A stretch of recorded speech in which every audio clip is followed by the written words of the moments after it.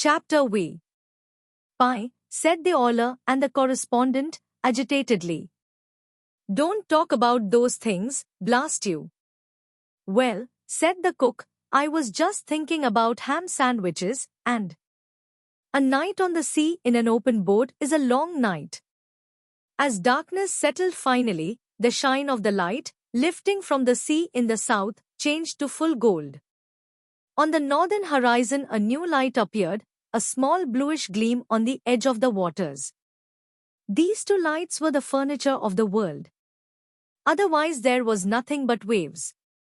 Two men huddled in the stern, and distances were so magnificent in the dinghy that the rower was enabled to keep his feet partly warmed by thrusting them under his companions. Their legs indeed extended far under the rowing seat until they touched the feet of the captain forward. Sometimes, despite the efforts of the tired oarsmen, a wave came piling into the boat, an icy wave of the night, and the chilling water soaked them anew.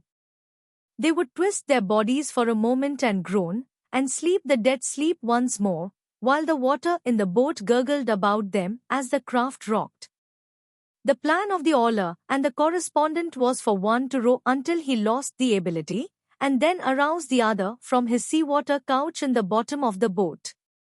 The oiler plied the oars until his head drooped forward, and the overpowering sleep blinded him.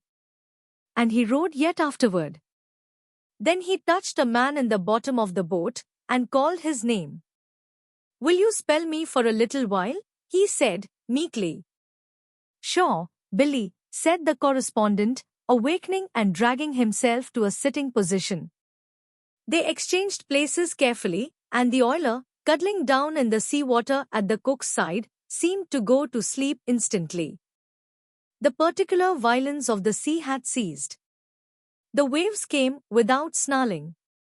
The obligation of the man at the oars was to keep the boat headed so that the tilt of the rollers would not capsize her, and to preserve her from filling when the crests rushed past. The black waves were silent and hard to be seen in the darkness. Often one was almost upon the boat before the oarsman was aware.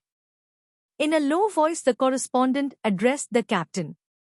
He was not sure that the captain was awake, although this iron man seemed to be always awake. Captain, shall I keep her making for that light north, sir?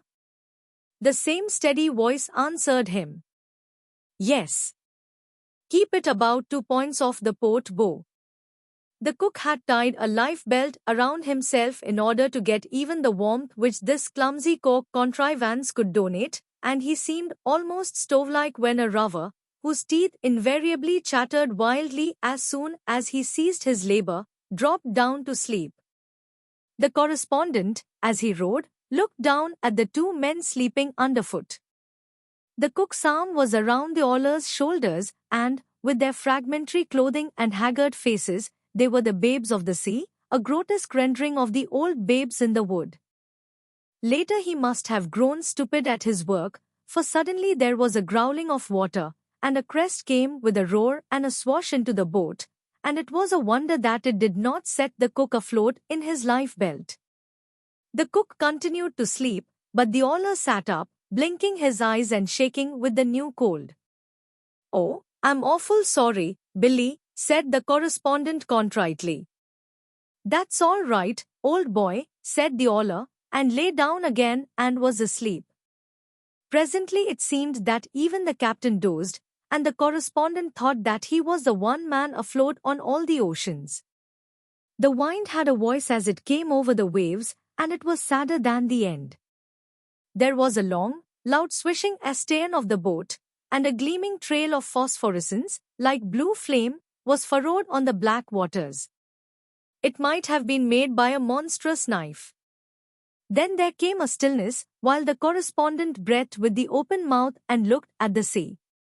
Suddenly there was another swish and another long flash of bluish light, and this time it was alongside the boat, and might almost have been reached with an oar.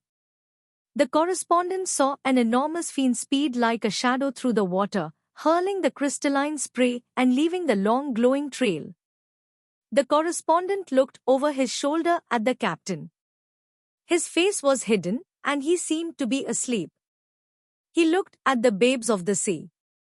They certainly were asleep. So, being bereft of sympathy, he leaned a little way to one side and swore softly into the sea. But the thing did not then leave the vicinity of the boat. Ahead or astern, on one side or the other, at intervals long or short, fled the long sparkling streak, and there was to be heard the whirr of the dark fiend. The speed and power of the thing was greatly to be admired. It cut the water like a gigantic and keen projectile. The presence of this biting thing did not affect the man with the same horror that it would if he had been a picnicker. He simply looked at the sea dully and swore in an undertone. Nevertheless, it is true that he did not wish to be alone. He wished one of his companions to awaken by chance and keep him company with it. But the captain hung motionless over the water jar, and the oiler and the cook in the bottom of the boat were plunged in slumber.